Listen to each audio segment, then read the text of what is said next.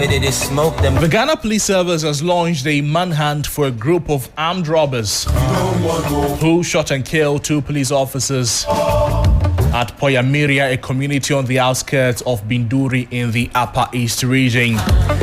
According to a statement issued by the Director of Public Affairs, Assistant Commissioner of Police, ACP Grace and Sakrofi, the incident occurred on Sunday, April 13. The officers, they were in plain clothes and they were said to be traveling on a private motorbike from Bongo to Binduri when they were ambushed by the robbers. That's according to the statement from the Ghana Police Service. The attackers reportedly took away the motorbike after shooting the officers. Well, the identities of the deceased officers, according to the police, they were being withheld as authorities work to inform their families in line with traditional and customary practices. The police have assured the public that every effort is being made to apprehend those responsible and bring them to justice.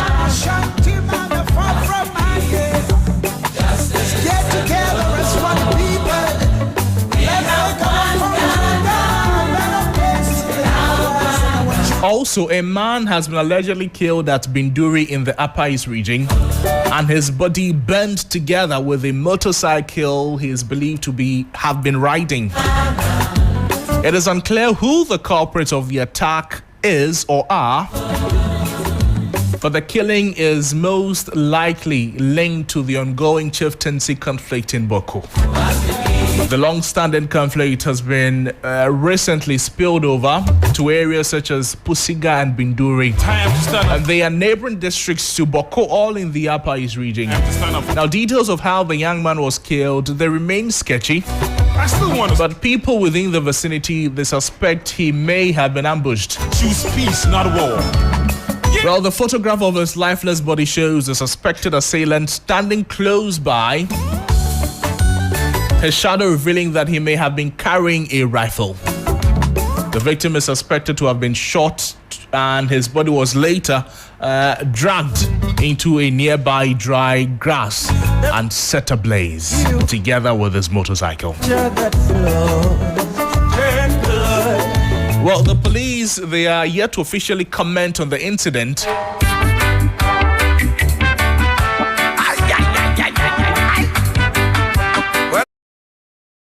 Inspector General of Police, COP Christian Tete Yohunu, he recently wrapped up his visit to the region after disturbances between police and some Kusasi youth in Bawku left one person dead last Wednesday.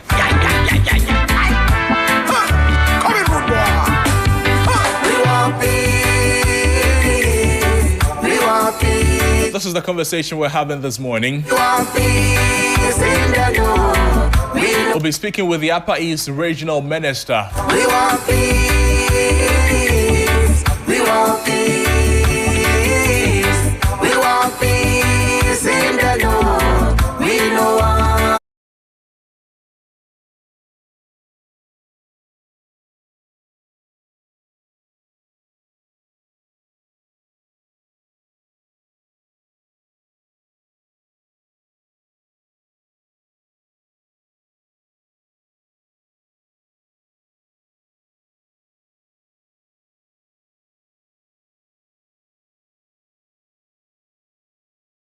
Akamugri Atanga Donatus.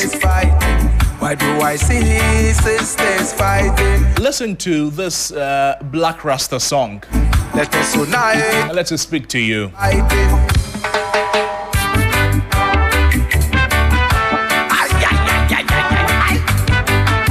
Well, I'm still wondering why brother and brother will pick up a gun against each other. Why sister and sister will fight on each other. Come together as one, my brethren.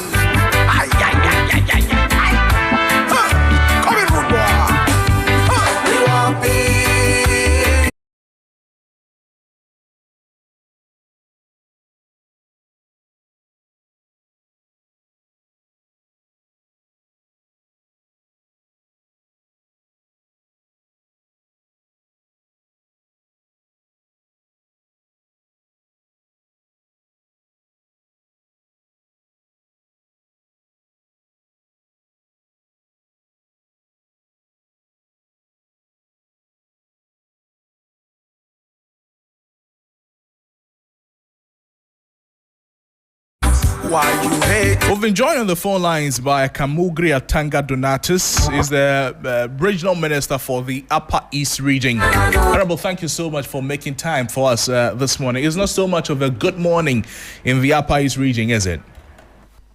Yeah, so good morning to your listeners and your team members in the TV. Right. The Upper East region has been in the news recently. In fact, yesterday we understand, according to the police, 2 officers have been shot by robbers. Now, also on Wednesday, a man was allegedly killed at Binduri in the Upper East region. His body bent together with his motorcycle that he is believed to have been riding. Now, these incidents, they are adding up to the number of cases we're witnessing in the Upper East region. As chair of the Regional Security Council, Honorable, what are you picking? Well, good morning to the listeners. Upper East, of late, as far as the Bawku enclave is concerned, has not realized peace because of the conflict. And in fact, earlier on, because of the nature of the route, the armed robbers used to be in the tea forest and be attacking. So that is why they had to do police posts along the route. And so the conflict also mixed up with this robbery activities is making the area very difficult to live in. Because, I mean, when you are a stranger, you are passing, and it's the night, you can be attacked by the robbers. And so it is not a good thing. So as RESEC, what we intend to do is to continue to keep surveillance and make sure that in terms of the robbery, have to deploy more personnel so that they can fight the robbers on the way. Then in terms of the conflict, the president has already initiated steps about that, and we are waiting patiently that the eminent chief of the Overlord of Ashanti will come out soon with the resolutions for us to enjoy peace like other areas in the country. Honorable, you spoke about the situation on the highways. Let's stay a little bit on that. Then we'll get into, what other things is happening in the Bawku enclave as well. Speaking about, protecting the highways, are there plans to increase border patrols, police checkpoints, and all of that? And how effective will that be? Because now we understand checkpoints are being burnt and all of that. No, the checkpoints, it was just a single day where there was this misunderstanding between the youth and then the police personnel based on their interpretation of the activities of the police in terms of their market system in the Kusau area. And so that was where there was reports of some police installations being attacked. But it is not a usual practice. So we know that once IGP has come and the youth leaders have met the IGP, if they are able to resolve that relationship issue, the burning down of police posts and other things will cease. And so if those cease, then you are able to also deploy a number of police checkpoints at the area there. You also be able to fight the crime. That is what we are looking at. For highway security, Honorable, for RESEC, highway security in the Upper East region, how is RESEC ensuring that the highways in the Upper East region are safe? Yeah, we are ensuring that they are safe through the deployment of the police personnel and the army. You have the 11 Mechanized Battalion that is in the western side there. They also have another battalion that is positioned in the eastern enclave at Bazua. So you have the Tumu Chichuluga route that links Upper East to Upper West. You have the 11 Mechanized Battalion that is going all those areas to Paga and those things to ensure. And then the northern, the northeast, the road linking the region to the northeast. They are patrolling all those areas to ensure that, to give backing to the police to ensure that we are able to control the road crime. And you already have the battalion's position at Bazua in the Bawku area. They also assist the police along that area to also ensure that the activities of the robbers are brought under control. What about the situation of snap checks, police or military stopping vehicles in the middle of the road just to ensure that nobody is carrying any weapon whatsoever?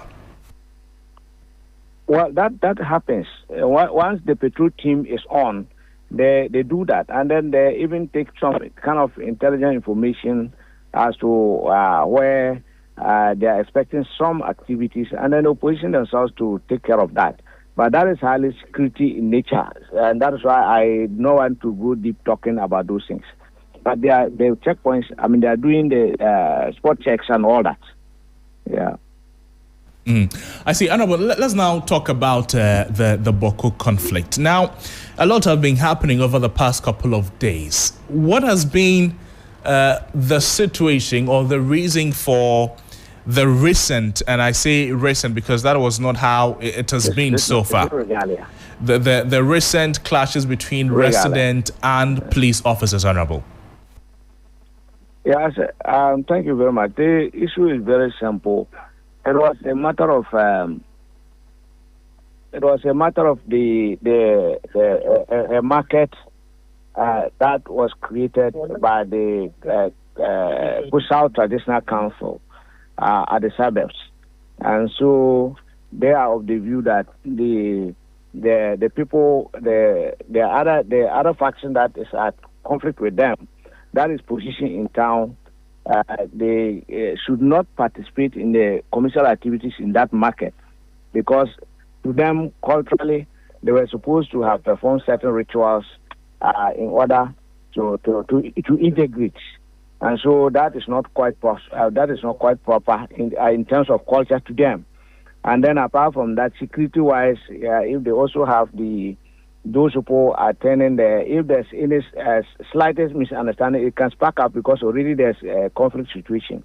So they didn't want to also get involved. That is their side of the story. And so the police were also there. And once that activity was carried out by the youth, the police did not also understand that. And then that is where their issue occurred. So the police said, no, they will not, it is not proper to do that. And that is where they also disagreed. That brought about the issue. The event yesterday, the unfortunate event yesterday, and I'm talking about what the police is calling as an armed robbery attack that led to the death of 2 plainclothes officers. Yeah. It is generating a lot of conversation, with people suggesting or advocating for a state of emergency declaration in the Upper East region, particularly the Bawku enclave. From where you sit as chair of RECSEG, has it not gotten to this point? Is there not the need for the declaration of a state of emergency in Bawku? Well, I am here to meet at RECSEG and take a decision. But if you are talking as an individual, if you talk about the state of emergency declaration, and you tie it to armed robbery situation in Bawku, or the police, the 2 police, which the police have reported that it came as a result of robbery.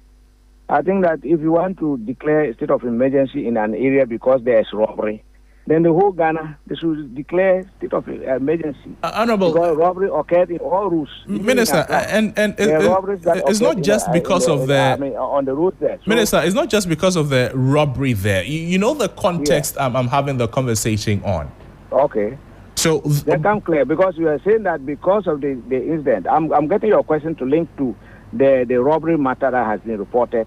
And so they are talking about the police. The police described what happened yesterday, the death of the 2 people, as robbery. Yes.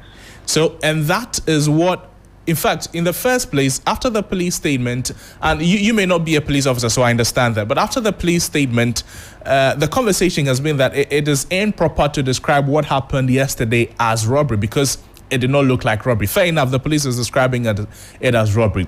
But bearing in mind the conflict situation there, and if there is robbery and police officers, plainclothes officers are being killed, is it not culminating for the need for a state of emergency declaration in Bawku and its environs? That is why I'm saying that there are two things you're trying to bring together. Exactly. And that is why I am saying that if it is about the Bawku conflict that is happening there, mm-hmm. It has been referred to an eminent chief to handle. And then it is not like it is sporadic. Every day they are fighting on each other. There is some instance that sparks up an issue, then it is brought under control. And so, declaring state of emergency, it is not an all-war situation. And so why would we declare state of emergency? And then if you say that the police reported the 2 deaths as a robbery, and then maybe from certain courtesies or certain interpretation, people are not believing that. That one, I will not be able to judge whether whether what the police have reported is right or what the other people, the perception of other people too, will be right. But I'm only saying that if granted that the police are the people who have their capacity to be able to investigate and all that. And then they said these people are in plain clothes, and they are only police personnel who are in plain clothes. And so if they have been robbed, if they were even in the police uniform and then they were robbed, you would have said, oh, probably why? Is it crossfire? But they are in plain clothes, and you wouldn't know. If the police reported and they say they will not, people are not understanding them or not accepting their position, it will be difficult for me to conclude that one should be something for us to take it up, that we should call for a state of emergency, because that is just an issue that the officers in charge said is robbery, unless we are able to prove otherwise. And if we prove otherwise, with that instance alone, can that be something for us to go and conclude that we should have a state of emergency? Apart from that too, I am saying that if it's actually the robbery, it is not necessary to have a state of emergency in the Bawku or in that area, because robbery doesn't occur only in that area. The robbery is occurring everywhere in Ghana, and even in the capital. So if there's robbery, and 2 people died as a result of that, it is not sufficient to declare the area as a state of emergency. That's what I mean. Minister, so let's now talk about this. So still on these two subjects, if you like. The IGP, when he went to Bawku, he was booed. And in fact, his vehicle, we understand, was shot at. Now, 2 police officers have also lost their lives in what the police is describing as an armed robbery attack. Maybe let's keep it like that. The question on how we are protecting the police officers in that area is also arising, because since the incident yesterday, we've been inundated with calls from police officers in the Upper East region, in the Bawku enclave, scared for their lives. Some callers, and they are crying, they are asking for help. As chair of RECSIG, how can these officers, or how are these officers in Bawku and its enclave, in Pusiga and all the other areas surrounding Bawku in the middle of the conflict, how are they being protected, Minister? I think if you talk about protecting the police, the way you can protect them is that if they have body armor and then they have the helmets, that and then armor cars, that can help them be able to contain crime. But when you get into those services, you are not put into those services only for you to be at a place where there is no issue. You are put into those services because there's a need for you. When there's a conflict, you should go and resolve. So I would rather think that the police will only call for what they can use to protect themselves in the situations like that. And that one we have made, the RESEC has made call on the Interior Minister. And just last week, they had brought some, just inadequate anyway. And but we think that they're still continuing to supply. And so I would rather encourage that the police should rather see that an area where there's a conflict, that is the more reason why they have been recruited into the security services to protect those areas. And so if anybody is calling that he should be released from an area where they need him most, I don't think that is the right way to go. But so Minister, I believe that the authorities should rather try to see if you are there to protect. You should not be doing it at the peril of your life. Exactly. It should be armed in a manner that when you are there to protect others, you yourself should be protected. That is what I can be looking at. So exactly, and that is what I'm asking. That as RECSEC, is there any policy direction or policy initiative that you are championing to protect these officers, even those who are not clothed as police officers? Because what happened yesterday, they were in Mufti. That is why I'm saying that with regards to the police personnel, we have made a strong case that they should be given protective clothing so that they will be able to perform their duty there, so that it will not be at the peril of their lives. And so just last week, 2 ABOC cars came in, and then I understand there are some other equipment. So these are not items that you can be mentioning on radio.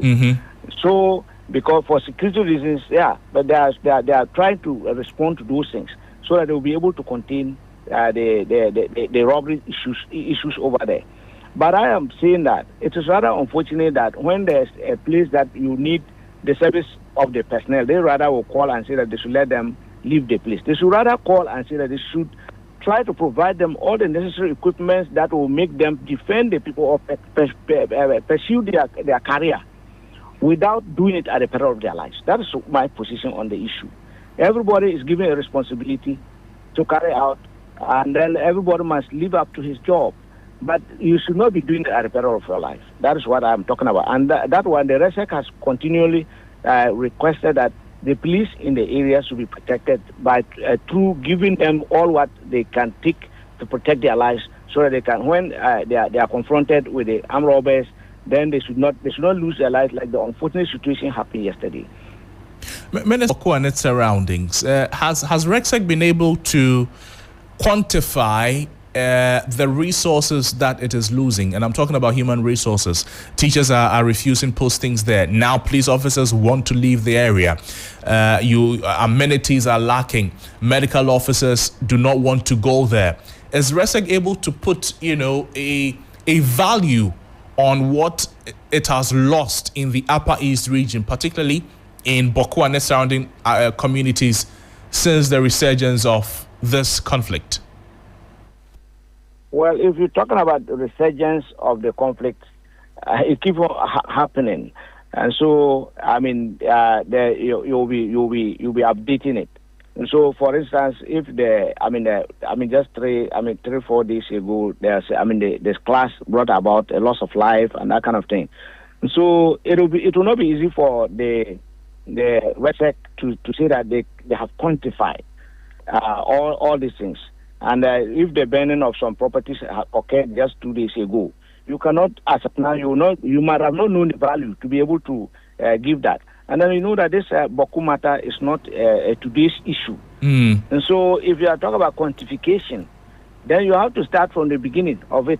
And when it predated some of us.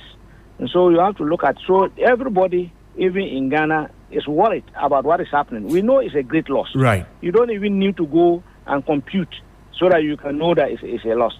And that even if one person's life is lost, how are we going to quantify the life? So in that case, Bawku conflict, we need to resolve it. And all hands should be brought on deck. Everybody who has an aspect, ideas about how we should resolve it, this will come to the aid of us, and so that we can lay this matter to rest, so that people can have peace. That's all about it, because the quantification will not be necessary. We are not going to, how are we going to even quantify somebody losing their life? That is my position. No, Minister, we're not asking about, the lives lost. So let me, unfortunately, the regional minister left us.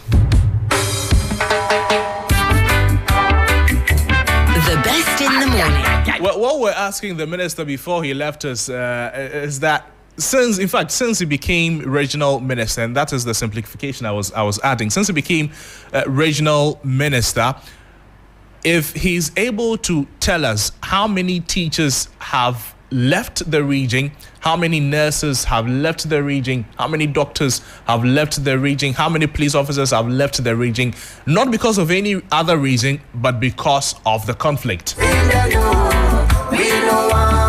So that it becomes very clear in our mind what is happening to us there.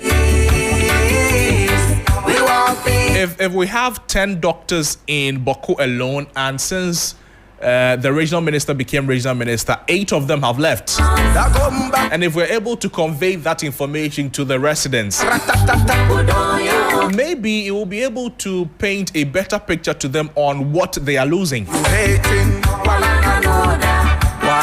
Just maybe we'll be able to do that.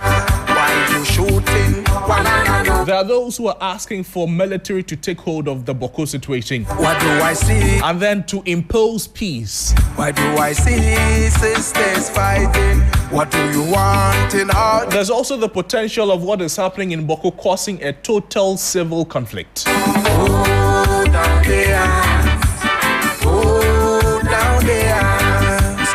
Then there's the bit about the politicization of the conflict in Bawku and the call for the Asantehene's wisdom to resolve the crisis.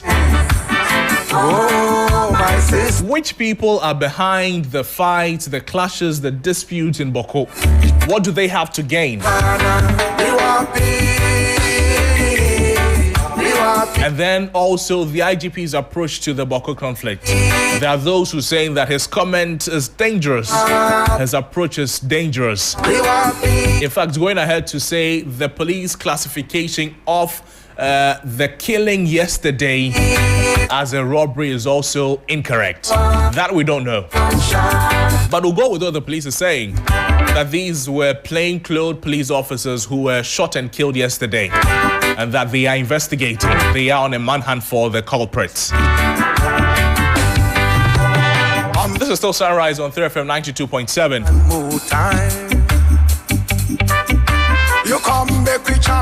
And whenever the issues come up again, we'll discuss them. We'll talk to the authorities that matter.